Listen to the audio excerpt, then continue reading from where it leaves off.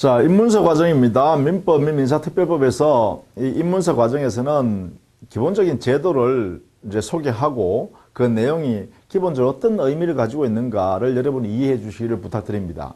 그래서 이 입문 과정에서는 여러분이 전체적인 틀을 가지고 공부를 하신다 생각하시고요. 그 내용의 구체적인 내용은 우리가 기본 과정을 통해서, 기본서를 통해서 하나하나 간추려 가야 될 겁니다. 자, 어쨌든 간에 기본 제도를 여기서는 소개하고 그런 의미로서 이렇게 작동하는구나라는 것을 여러분이 알아주시면 되겠다라는 것입니다.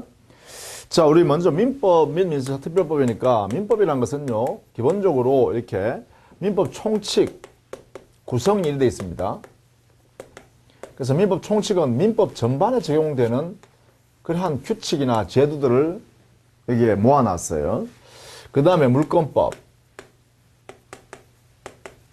물건에 대한 권리를 여기서 다 모아놨습니다. 민법 속에 있는 물권법입니다. 그 다음 채권법. 이 채권법이란 것은 사람에 대하여 사람이 권리를 가질 때 그러한 권리를 우리는 보통 일반적으로 재산권 중에서는 채권이다 이렇게 표현해요. 그래서 물권법은 사람이 물건에 대해서 갖는 권리, 그것을 민법에서 다루고 있고 그걸 물권법이라고 그래요. 민법 안에서요. 그리고 채권법은 사람이 사람에 대해서 권리, 즉 힘을 쓸 수 있는 권리를 가지고 있을 때 우리는 채권이라고 하고, 그러한 채권을 규율하기 위해서 만든 법이 민법 중에서 채권법이라고 그래요. 그 다음에는요, 우리 신분과 가야 되는 건데, 신분, 친족 안에서의 나의 신분과 그 다음에 그 가족 중에 누가 사망하게 되면 그 재산을 갖게 되는 상속에 관한 문제가 있어요. 그죠? 이런 것을 우리는 가족법이라고 크게 하는데, 이 가족법 안에 말입니다. 여기는 크게 두 가지로 나눌 수 있어요. 우리 시험 범위는 안 들어갑니다. 여기는 시험 범위는 아니에요. 그러나 우리는 민법 안에 바로 친족 관계를 규율하는 법과 친족법, 그리고 그 친족이 같이 가족들이 살고 있다가 가족 중에 재산을 갖고 있던 분이 사망하시면 그 재산은 저 재산을 갖고 갈 수 없으니까 거기에 가족들 중에 일정한 범위 안에 있는 사람들한테 그 재산을 상속받을 수 있는 권리를 부여한단 말이죠. 그러한 법 체계를 이제 정리해 놓은 것이 바로 상속법입니다. 그래서 우리가 가족 관계 안에서 발생할 수 있는 신분 관계를 가지고 기초로 하는 법이 바로 친족 상속법이에요. 다만 그러나 우리 시험 범위는 여기에는 들어가지 않는다는 것이죠. 그럼 우리 시험 범위는 여기에 들어가요. 여기 주로. 그래서 이 공부를 민법을 할 때는요, 민법 전반에 적용되는 총칙과 물건에 대한 권리에 관한 법, 물권법하고 사람이 사람에 대해서 행사할 수 있는 재산인 채권법, 이 세 가지를 우리가 주로 공부하는데요. 채권 중에서도 주로요, 우리는 이 세상에서 계약을 통해서 거래를 하게 되잖아요. 그죠? 즉 사람과 사람이 거래를 하게 돼요. 이러한 거래 과정이 바로 계약을 통해서 이루어지기 때문에 이 계약관계에 분쟁이 발생할 수 있는 영역이 많기 때문에 그것을 규율하기 위해서 만든 법이 계약법을 중심으로 해서 우리 공부한다는 거예요. 물론 계약이 아닌 것도 있기는 해요. 그러나 가장 빈번하게 발생할 수 있는 것들이 이런 계약관계니까 채권을 만들어내는 근거되는 계약을 주 대상으로 하여 규율하는 법을 우리는 계약법이라고 그래요. 그래서 채권법 중에서 이 계약법을 중심으로 해서 시험을 우리가 대상으로 하고 있다.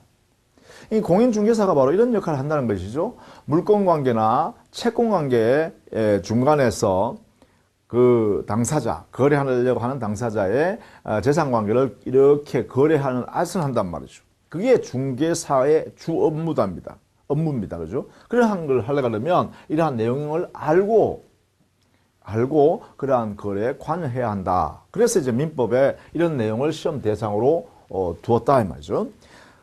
자, 그러면 우리는 민법 총칙이라는 것은 기본적으로요, 우리 교재는 3페이지에 있습니다. 3페이지에 민법 총칙이라는 것은 민법 전반에 적용될 수 있는 그러한 제도나 규칙들을 여기다 모아놓은 것입니다. 그러니까 물권법이나 채권법에 있는 계약법이나 공통적으로 적용되어 운영될 수 있는 이러한 제도들, 그리고 법 규정들, 이런 것들을 여기에 모아놨습니다. 그래서 이 민법 총칙은 조금 추상적이고 일반적인 개념을 사용해서 하기 때문에 조금 설명하기가 어렵습니다. 또 여러분이 이해하시기도 좀 어려워요. 그래서 여기는 여러분 나중에 기본서 강의할 때도 민법 총칙은 아주 많이 그리고 여러 번 여러분 보시고 듣고 하셔야 됩니다. 그렇게 해야 여러분 것으로 될 수 있다는 것이죠. 자, 이 민법 총칙의 기본적으로 처음에 나오는 게 뭐냐면 우리는 권리라는 것을 중심으로 해서 공부하게 됩니다. 물론 권리 뒤에는 상대방은 의무를 부담하게 돼요. 즉 권리란 것은 법에 의해서 이익을 취득하는 것을 허용하는 힘이에요. 즉 권리를 가지고 있다는 것은 이익을 취득하는 것이 보장된다는 거예요. 법에 의해서. 그래서 보통 권리는 법에 의한 힘이다 이렇게 해요. 그래서 우리가 분쟁이 생겨서 내 이익을 취득해야 되는데 상대방은 손해를 봐야 돼 내한테. 그런데 상대방이 손해를 보지 않겠다고 버티면 어떻게 해요? 우리는 법원을 통해서 소송을 하죠. 그래서 법원을 통해서 소송을 한다는 것은 뭐죠? 결국은 법에 의하여 상대방의 손해를 발생시키고 내가 그로 인하여 이득을 취하는 것을 법에 의하여 내가 실현하겠다는 거죠. 이게 바로 권리란 거예요. 그래서 권리는 기본적으로 법에 의한 이익을 취득할 수 있는 힘입니다. 이것을 이제 권리라 그래요. 따라서 의무는 당연히요, 법에 의해서 강제되는 불이익이죠. 따라서 권리자가 이득을 취하면 그 상대방 의무자는 손해를 봐야 됩니다. 이러한 권리 의무가 우리 법을 공부하는 데서 가장 기본입니다. 이러한 권리가 또는 권리 뒤에는 반드시 의무가 붙어 있어요. 누군가 이득을 취한다는 것은 상대방 누군가는 손해를 봐야 되죠. 손실을 봐야 되죠. 불이익을 받아야 됩니다. 그러한 관계를 권리 의무라고 그래요. 자, 이러한 권리는 그래서 우리 보통 이제 권리라고 하면 그 뒤에는 의무가 함께 붙어 있다. 그래서 권리 중심으로 이야기를 하게 되죠. 권리 의무 이렇게 하지 않고 권리 이렇게 하죠. 그러면 상대방한테는 의무가 있다는 것이죠. 물론 의무가 있다 이렇게 하면 누군가는 그 법에 의해서 이득을 취할 수 있는 힘인 권리가 있다 이렇게 되겠죠. 그래서 이 두 개는 불가분의 관계 또는 표리 관계입니다. 이러한 권리가 움직인다는 거예요. 이게 이제 1번 제1장 권리 변동에 해놨잖아요. 이 개념입니다. 자, 우리 민법을 공부하실 때 여러분은 이런 용어가 나오면 그 용어의 의미를 빨리 알아들어야 됩니다. 이제 민법이라는 영역 안에서 사용하고 있는 용어, 이것을 우리는 법률 용어라고 그래요. 그 법률 용어를 여러분이 빨리 이해해야 됩니다. 그래서 제가 이 입문 과정에서는 여러 가지 법률 용어들이 등장하게 되는데 이것을 제가 설명해 드리고 안내해 드릴 겁니다. 그걸 통해서 앞으로 이제 여러분이 민법을 익숙하게 받아들이게 됩니다. 당연히. 그래서 먼저요, 권리 변동하면 권리가, 요 변동이란 말은 권리가 발생하기도 하고 발생하는 것도 변동이에요. 없는 것이 있으니까 뭔가 변화가 생겼죠. 또 존재하는 권리가 다른 내용으로 다른 모습으로 이렇게 바뀌는 것, 이걸 변경이라 그러죠. 이 변경하는 것도 변동입니다. 또 만약에 존재했던 권리가 이 세상에서 사라지는 것도 권리가 변화되는 거죠. 따라서 권리가 소멸하는 모습도 변동에 해당됩니다. 그래서 권리의 변동이란 것은 그 권리가 발생하거나 변경하거나 소멸하는 이런 전 과정을 우리는 권리 변동이라고 한마디로 한다는 것이죠. 이렇게요.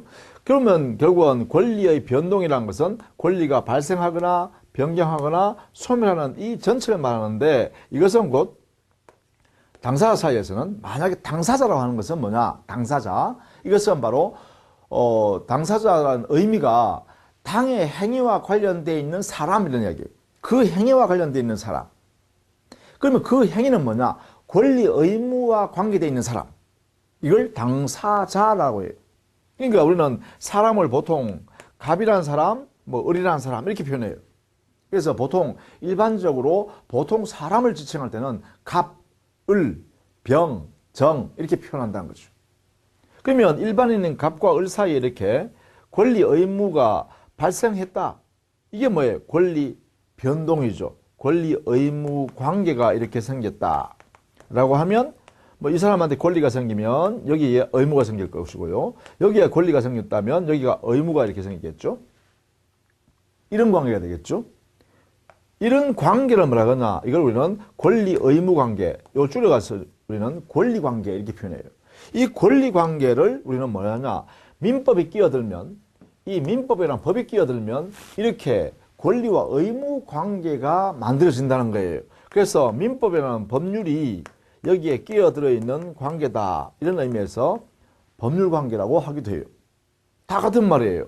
여기에는 법률 관계, 권리 의무 관계 또는 권리 관계, 그 다음에 권리 변동. 이 세 가지는요, 같은 의미예요.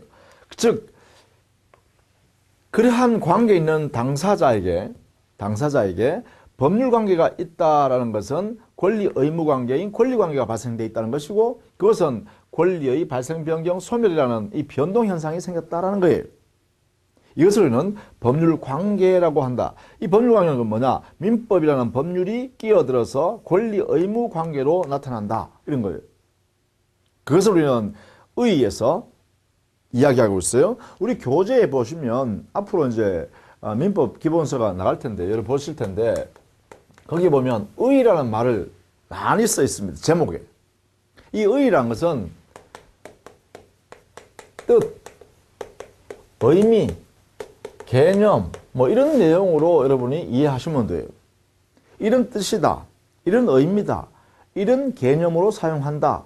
뭐 그런 뜻으로 이렇게 보시면 돼요. 그게 의의라는 뜻이에요. 그러면 어떤 법률 용어가 나왔을 때 그 법률 용어의 의미나 뜻이 무엇일까라고 알고자 하면 바로 이 의의난을 보시면 돼요. 그렇죠? 그렇게 설명을 해 드릴게요. 자, 이것이 권리 변동이다. 그래서 권리 변동의 모습은 크게요. 이 세 가지죠. 발생, 변경, 소멸. 그래서 거기에 표를 만들어 놨습니다. 그죠? 그 표에 보면 권리가 발생하는 것, 변경하는 것, 소멸하는 모습을 전체 다 권리 변동이라고 하고, 발생에는 이 세상에 처음으로 발생하는 것을 원시적 발생이라고 해요. 원시적 발생하는 것을 원시 취득이죠. 권리를 취득하는 거죠. 발생하는 거. 그러니까 이건 처음 발생하는 거예요. 처음 발생. 그러면 승계취득이란 말은 뭐죠? 승계취득이라는 것은 이미 존재하는 권리를 기초로 하여 가져왔다 이 말이죠. 누군가 가지고 있는 권리를 기초로서 그 권리를 가져왔다든가 그 권리에 기초해서 권리를 가져오는 거예요. 그래서 이것은 존재하는 권리를 전제한다.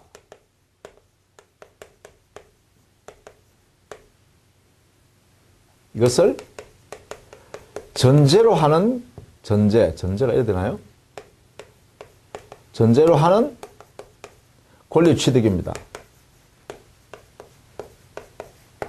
이거는 처음 발생하여 취득하는 거고요. 권리를 취득하는 거예요. 예를 들면 어떤 게 있어요? 건물을 신축했다. 이런 걸 예를 들겠죠. 이 세상에 없는 건물이 하나 만들어지면 그 건물에 대한 소유권이 이 세상에 처음으로 발생하겠죠.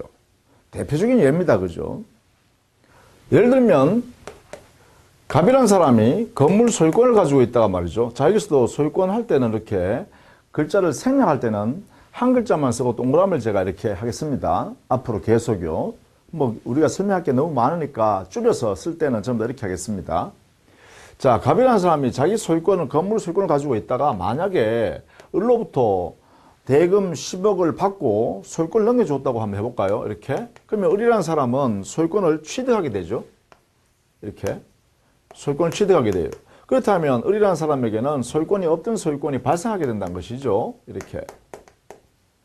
자, 이때 을의 이 소유권 발생이란 것은 이 앞에 있는 갑이 가지고 있는 소유권이 있었기 때문에 취득하게 되는 것이죠.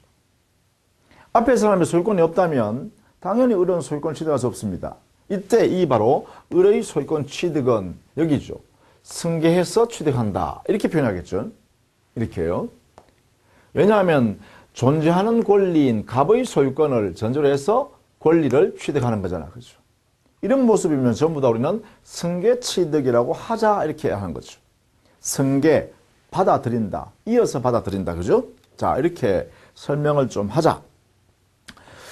그 다음에 권리가 변경하는 것은요, 권리를 구성하는 요소를 보면, 권리의 요소, 여기는 권리를 가지고 있는 사람을 주체라 그래요. 주체가 구성되어 있고, 그 다음 권리는 내용을 갖고 있습니다. 내용을. 그리고 권리는 일정한 작용을 합니다. 그래서 권리를 구성하는 요소는 최소한 이 세 가지로 구성된다는 거죠.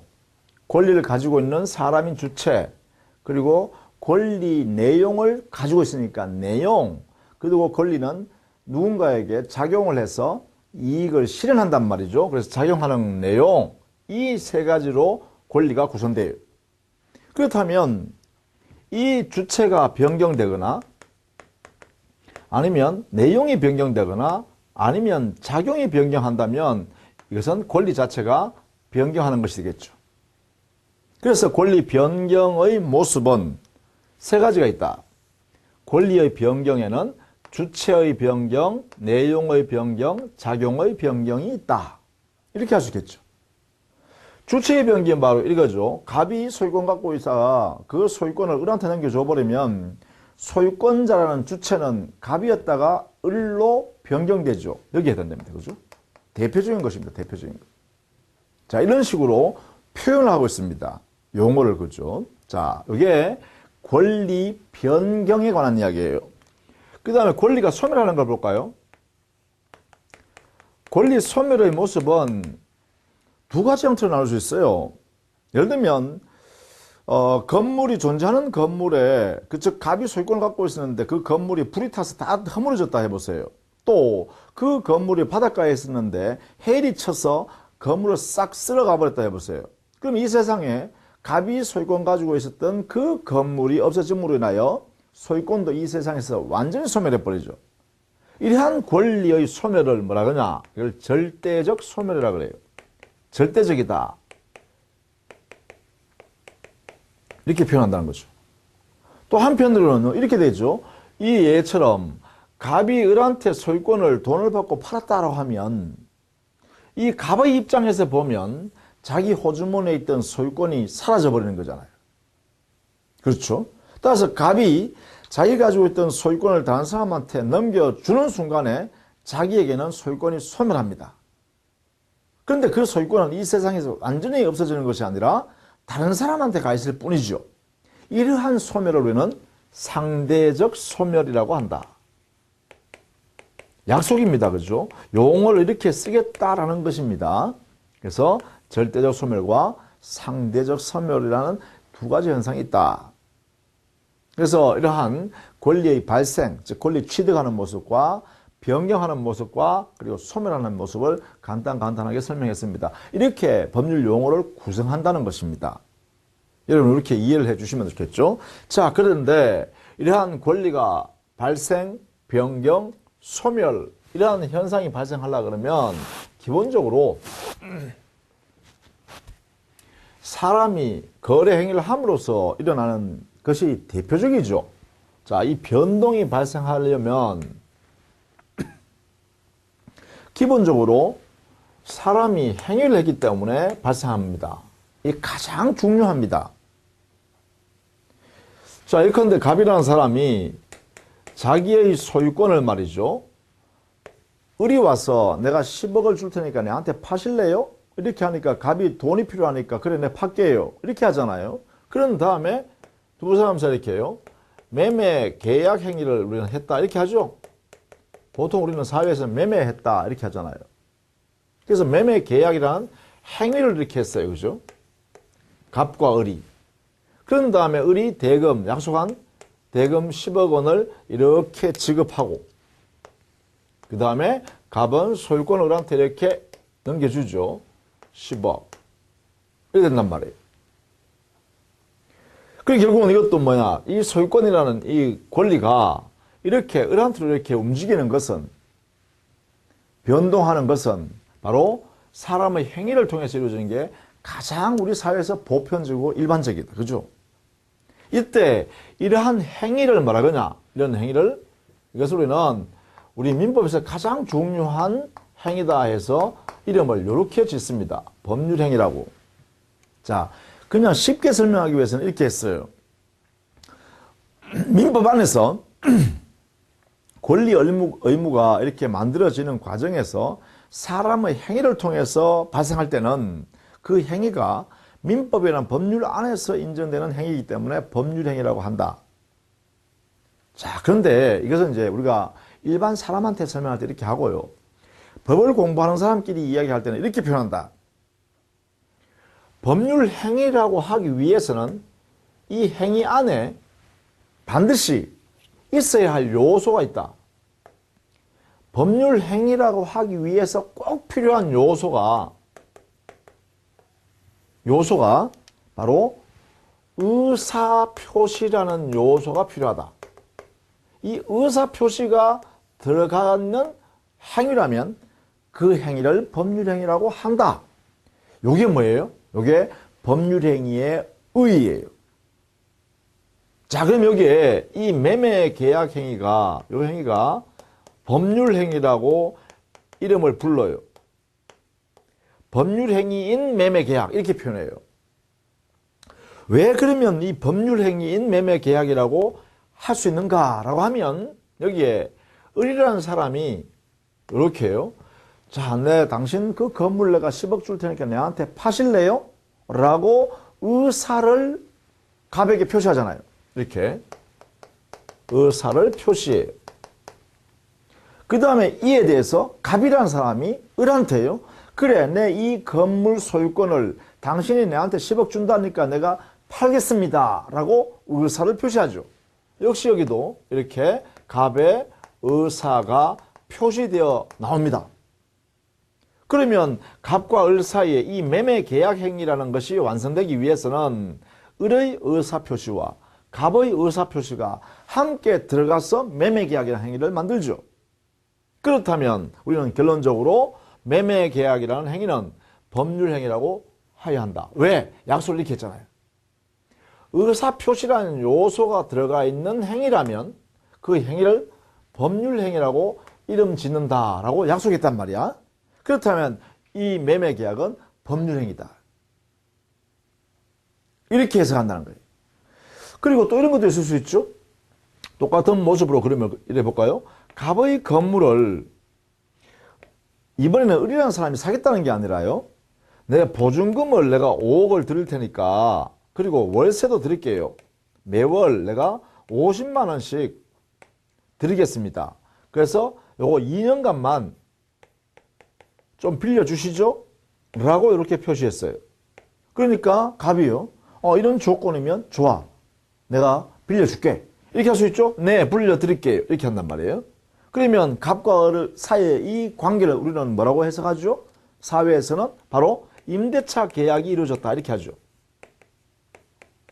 임대차 계약. 자, 이 임대차 계약도 역시 우리는 법률 행위다라고 해야 된다는 거예요. 이렇게요. 왜요? 여기도 마찬가지입니다. 바로 이 임대차 계약을 만드는 과정을 보면 을이라는 사람이 자, 보증금 5억에 월세 매달 50만 원씩 드릴 테니까 2년간만 좀 빌려주실래요? 라고 의사를 표시합니다.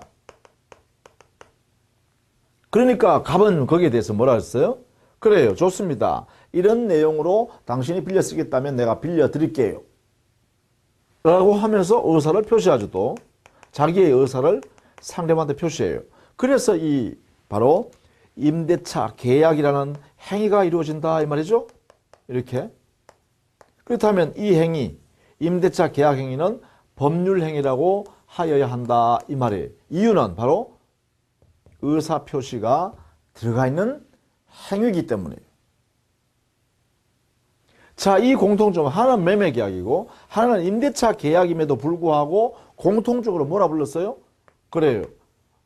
법률 행위라고 불렀습니다. 법률 행위라고 이렇게 부른다 이거예요.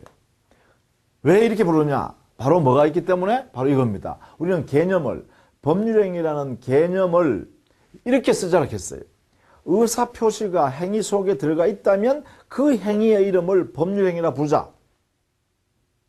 그래서 법률행위는 의사표시를 반드시 요소로 하는 행위다. 이렇게 했어요. 이렇게. 따라서 매매 계약 행위든 임대차 계약 행위든 전부 다 뭐라 그런다? 법률행위라고 한다. 이렇게 하는 거죠. 약속입니다. 약속. 자, 이것이 여러분이 거기에 법률행위라는 내용을 설명한 거다. 보통 이 법률행위는 자, 드디어 매매계약이나 임대차 계약이 하게 되면 갑과 을 사이에는 각각 권리와 의무가 생겨요. 그죠? 권리가 의무가 바로 법률행위를 하고 나니까 권리 의무가 생기죠? 따라서 법률행위라면 여기는 권리와 의무가 발생하게 되고 이것을 뭐라고 하냐? 권리 변동이라고 그러죠? 자, 이 권리 변동을 또 다른 말로는요. 민법에 의하여 효과가 생겼다. 이렇게 표현해요. 그래서 이걸 법률 효과라고 돼요. 자, 그러면 또 여기서 약속입니다. 이렇게 권리 의무 관계, 권리 변동, 법률 효과가 발생하게 되면 그 발생하게 된 이 법률 행위를 발생하게 만든 이 법률 행위를 이걸 우리는 우리 민법에서 필요로 하는 요건이다. 이렇게 표현해요.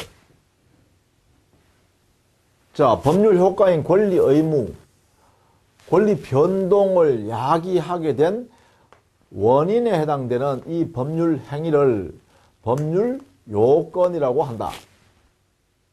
이렇게 표현해요. 이것도 뭐예요? 약속이에요. 약속. 약속. 법률 행위는 법률 요건이다. 이렇게 표현하자는 거예요. 이렇게 법률 행위는 법률 요건이다. 이렇게. 그러니까 우리가 지금 처음 입문 과정이기 때문에 이런 용어들이 무수히 많이 나올 거예요. 앞으로 여러분 공부하시면서 민법을 공부하시면서 우리 사회에서 쓰지 않는 민법 안에서만 쓰는 법률 용어들이 다양하게 나타납니다. 그런 것들을 여러분이 이제 정확히 민법적으로 이해하고 아셔야 돼요. 그것은 이제 지금부터 하나씩 하는 거다라는 것이죠. 자, 그러면 이제 법률 행위라는 의미를 알았습니다. 어떤 내용을 갖추면 법률 행위라고 한다. 그런데 그러면 구체적으로 말입니다. 구체적으로 이러한 법률 행위라는 사람의 행위를 만들기 위해서 필요한 요건이 뭘까? 구체적으로 이제 보는 거예요. 성립이라는 것은 만든다는 거잖아요. 만든다는 것은 존재하게 하는 거죠. 그래서 법률 행위라는 것을 성립하고 존재하기 위해서 필요한 요건, 요소들이 뭐냐? 이렇게 물으니까 여기는 일반적으로 보통 법률 행위라면 이 말입니다. 법률 행위라면 일반적으로 성립하기 위해서 존재하기 위해서 필요한 요건이 있는데 그것이 일단 행위를 하는 사람이 있어야 된다. 행위를 하는 당사자가 있어야 된다. 이렇게 표현해요. 당사자가 존재해야 된다는 것이죠. 두 번째, 그 당사자가 이 행위를 하는 목적을 가지고 있어야 된다는 거예요. 목적이 존재해야 된다는 거죠. 당사자가 목적을 가지고 있어야 법률 행위를 존재하게 한다는 거죠. 그리고 세 번째요. 의사표시가 이 법률 행위에 들어가 있어야 된다 했죠. 따라서 당사자가 목적을 가지고 목적을 담아서 표시행위를 해 나가야 된다. 그 표시행위를 뭐라냐? 의사표시라고 해요. 이 의사표시가 존재해야 됩니다. 자, 그러면 이 세 가지가 바로 법률 행위를 만들기 위해서 필요한 일반적으로 갖추어야 할 요건이다. 이렇게 표현해요. 법률 행위의 일반적 성립 요건으로는 당사자가 존재하고 목적이 존재하고 의사표시가 존재한다. 자, 그러면 앞에서 우리 봤듯이요. 여기에요. 여기에 매매 계약 행위라는 법률 행위를 만들어내는 모습을 한번 볼까요? 매매 계약 행위라는 법률 행위를 만들기 위해서, 성립하기 위해서, 존재하기 위해서 필요한 요건은 뭐냐? 팔려는 사람, 살려는 사람이라는 당사자가 있어야 돼요. 당사자가 존재해야 돼요. 갑이라는 사람, 을이라는 사람이 있어야 된다는 거죠. 두 번째, 갑이라는 사람은 팔려는 목적을 가지고 있어야 되고, 을이라는 사람은 살려는 목적이 있어야 돼요. 당사자에게 각각 목적이 있어야 돼요. 세 번째요. 자, 갑이라는 사람이 목적 갖고 있고 을이라는 사람이 목적 갖고 있다. 그럼 머릿속에만 있는 거잖아요. 그럼 머릿속에만 있어가지고는 이 매매 계약 행위라는 법령을 만들어낼 수가 없어요. 어떻게 해요? 상대방한테, 그래, 당사자인 상대방한테 표시해야죠. 내가 10억 줄 테니까 내한테 그 건물 내한테 파실래요? 라고 표시해야 돼요. 그게 뭐예요? 의사표시잖아요. 동시에요. 갑이라는 당사자도 그래요. 좋아요. 10억 주신다면 내가 이 내 건물 소유권을 당신한테 팔겠소. 라는 자기의 목적을 표시하죠. 그 목적을 표시하는 걸 뭐라 그런다? 의사표시라 한단 말이에요. 그렇다면 매매 계약이라는 법령에만 그러냐? 아니에요. 임대차 계약이라는 법령에도 마찬가지란 거예요. 자, 먼저 임대차 계약이라는 법령을 만들기 위해서, 성립하기 위해서, 존재하기 위해서는 임차하려는 사람이 있어야 되고 임대하려는 사람이 있어야 돼요. 당사자가 있어야 됩니다. 존재가 되죠. 그 다음에 그 당사자가요, 임차받을 목적을 가지고 있어야죠.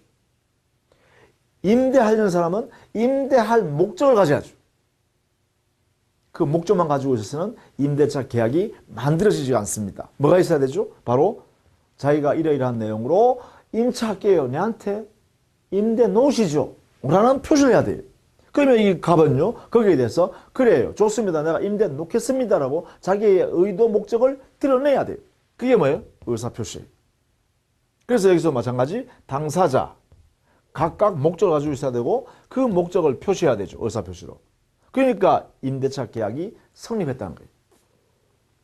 그렇다면 매매 계약이든 임대차 계약이든 기타 어떠한 거래 행위든 간에 법률 행위를 만들려고 그러면, 성립하려고 그러면, 존재하려고 그러면 세 가지는 반드시 필요하다. 그 세 가지가 뭐냐? 바로 이거죠.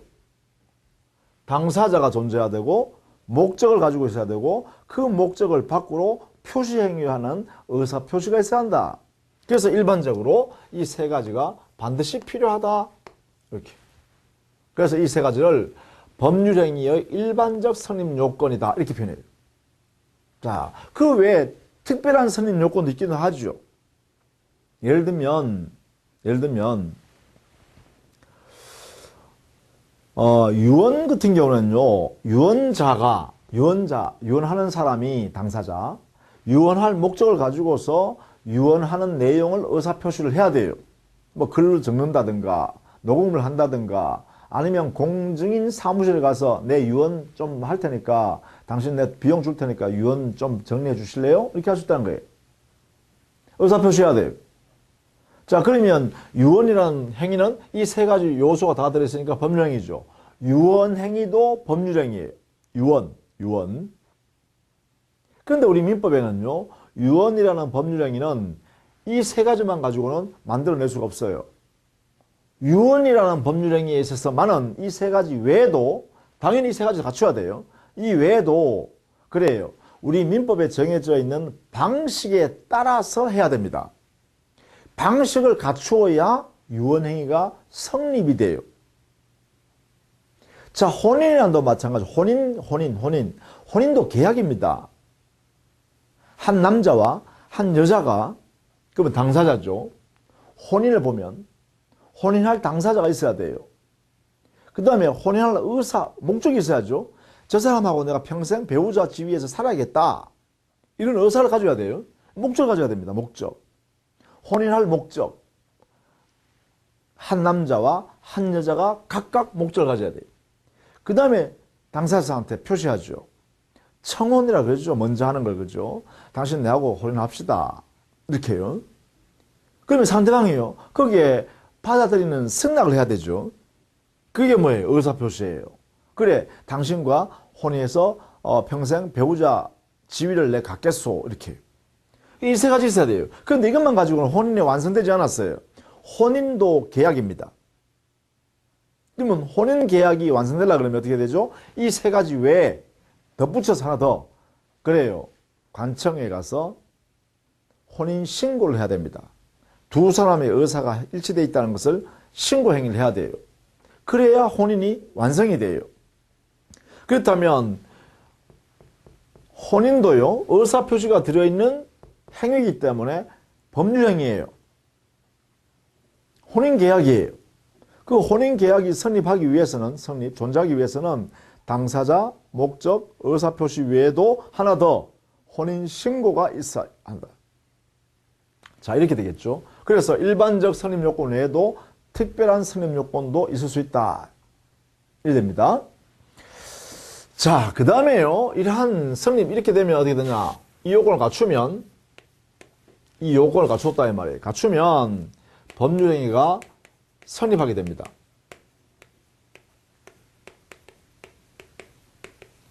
성립했으니까 존재하게 되죠.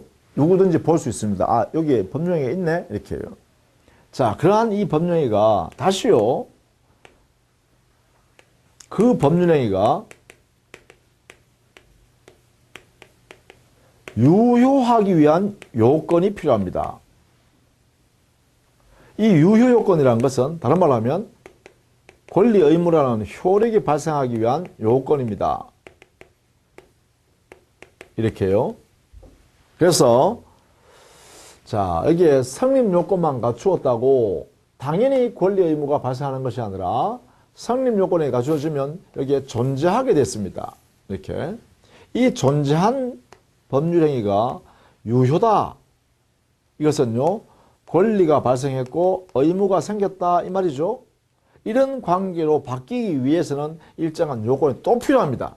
이것으로 우리는 뭐라 하냐면 유효요건, 효력요건이라고 해요. 이렇게요. 법률행위의 유효요건, 효력요건이라고 한다. 이것도 약속입니다. 일단 이걸 전제로 했어요. 성립했다는 것을 전제로 해서 이렇게 그 다음에 성립되어 있는 법률행위가 이렇게 권리 의무가 발생하는가? 이렇게 본다는 거죠. 여기에는 각각 당사자는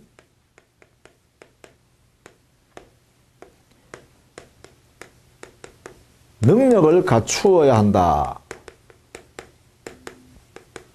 요것이 이제 당사자의 효력 요건입니다. 당사자라는 사람, 이 사람이 갖추어야 할 요건이에요. 이게 첫 번째. 두 번째요. 존재하고 있는 목적 이 자체가요. 목적, 존재하는 목적이 확정할 수 있어야 되고 그 다음에요. 실현 가능해야 되고 그 다음에 대한민국의 법 규정을 위반되지 않아야 합니다. 그 목적이 적법해야 되고 그리고 사회 질서에 위반되지 않는 즉 사회적으로 허용될 수 있는 목적이어야 합니다.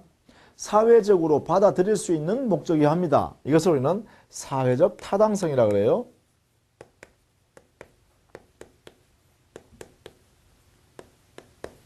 타당해야 한다는 거, 사회적으로 타당해야 한다. 이 네 가지 요소를 갖추어야 목적이 유효하다 이렇게 한다는 거죠.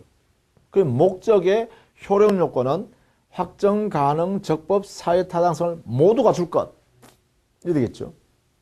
그러면 이 네 가지가 법률행위의 효력 요건이기도 하다 이 말이죠. 그 다음에 세 번째요. 존재하는 의사표시는요.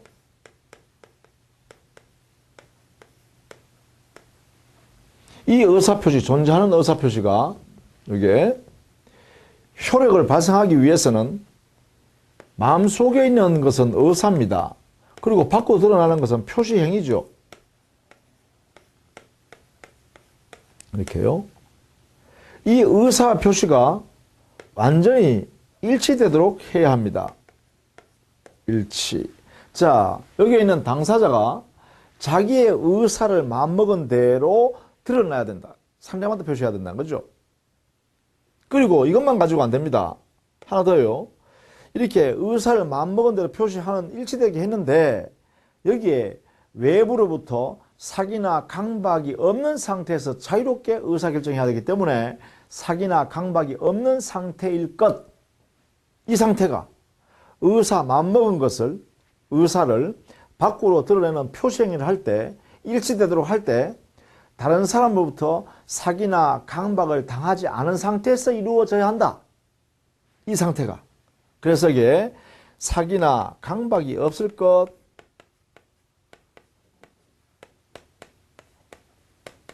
이렇게 이야기하고 있고, 이때 이 사기나 강박을 다른 말로는요, 하자라 그래요. 그래서 사기 강박이 없을 것, 이것을 우리는 학자들은 하자가 없을 것 이렇게 표현한다는 거죠. 그러면 여기에 의사표시에는 두 가지 요건을 갖춰야 돼요. 의사표시에서 법령이가 유효가 되기 위해서는 의사표시도 유효가 돼야 되는데, 그 의사표시가 유효하기 위해서는 의사와 표시가 일치하게 이루어져야 한다. 내면으로 마음먹은 의사가 밖으로 표시되어 나올 때까지 완전히 일치되는 내용으로 표시되어야 한다. 그 일치된 내용으로 표시되는 과정에서 누구로부터도 사기나 강박을 당하지 않았어야 한다. 없어야 합니다. 이 두 가지를 갖추었을 때 의사표시가 유효가 돼요. 그렇다면 여기에 있는 7가지다. 그죠? 사람인 당사자한테는 능력을 갖추어야 한다. 그리고 당사자가 목적을 가졌을 때 그 목적은 확정할 수 있으면 되고, 실현 가능하면 되고, 적법하면 되고, 사회적 타당성이 있으면 된다. 이걸 모두 갖춰라 이 말이죠. 이렇게 더 한다는 것은 다 갖춰라는 것입니다. 다 갖춰라. 그 다음에 그 목적인 의사를 결심한 다음에 밖으로 표시하는 행위할 때까지, 즉 의사표시인데요. 이 의사표시하는 과정에서 마음먹은 의사를 표시하는 데까지 일치되게 해야 된다. 일치되게. 그리고 이 일치되게 하는 데까지 누구로부터도 사기나 강박을 당하지 않았어야 한다. 하자가 없는 상태로서 의사표시가 이루어져야 한다. 이것도 역시 두 가지 다 갖춰야 됩니다. 그래야 유효다. 그러면 결국은 여기에 있는 7가지죠. 하나, 둘, 셋, 넷, 다섯, 여섯, 7가지.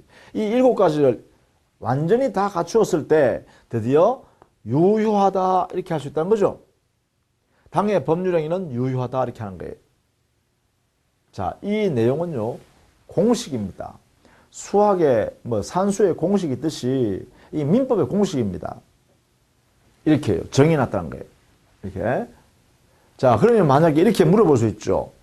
만약에 여기에 법률행위의 선임요건 이 3가지 중에 어느 한 개라도 흠결이 있으면 어떻게 될까? 흠결이 있으면. 흠결 시에는 이렇게 되면요, 법률행위는 불성립입니다.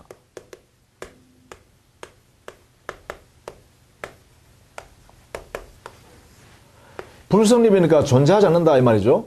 부존재입니다. 부존재. 이 세상에 존재하지 않는다는 뜻이에요. 자, 이렇게 해석되게 됩니다.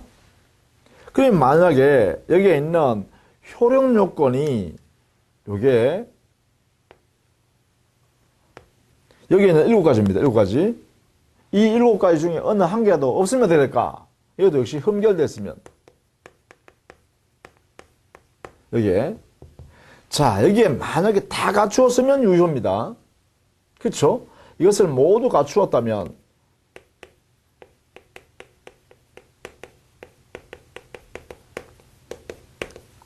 유효, 권리 의무가 발생했어요. 그런데 만약에 흠결이 됐으면 어떻게 될까? 이때는요, 당의 법률행위는 유효라고 확정할 수는 없죠. 그래서 보통 효력이 안 생겼거나, 자, 이것만 있으면 괜찮은데 우리 민법에서는 또는 취소할 수 있다라는 이런 제도를 만들어 놨어요. 그래서 이렇게 된다는 것이죠.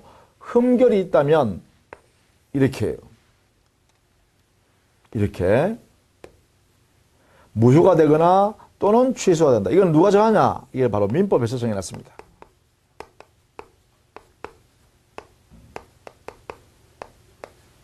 그래서 우리가 민법을 공부하는 거예요. 자, 이런 사전 중에 흠결이 생겼을 때 과연 무효로 하는 것인지 취소하는 것인지는 민법을 통해서 하는 거다. 그래서 민법을 공부하는 거다 이 말입니다. 그렇죠? 자, 우리가 공부하는 것은 바로 이 부분에 문제가 생겼을 때 어떻게 해결할 것인가 라는 문제예요. 이 부분. 자, 이 부분이 가장 핵심입니다. 우리 교재도 이런 내용들을 여기에 정리해 두었다라는 것이에요. 자, 이렇게 해서 첫 시간에 법률행위의 개념과 그 다음에 법률행위가 만들어지기 위한 요건과 그 법령에 만들어진 법령행위가 유효가 되기 위해서 필요한 요건 이런 게 있다라는 것만 좀 소개했습니다. 앞으로 이제 오늘 우리가 하나씩 설명해 드리겠습니다. 어떤 의미인지요. 자, 여기까지 하고요. 첫 시간 좀 어려웠죠? 그러니까 이런 내용들을 우리는 기본 강의에 들어가면 아주 구체적으로요. 그 내용을 살펴본다라는 것입니다. 자, 다음 시간에 계속 정리할게요. 수고했습니다.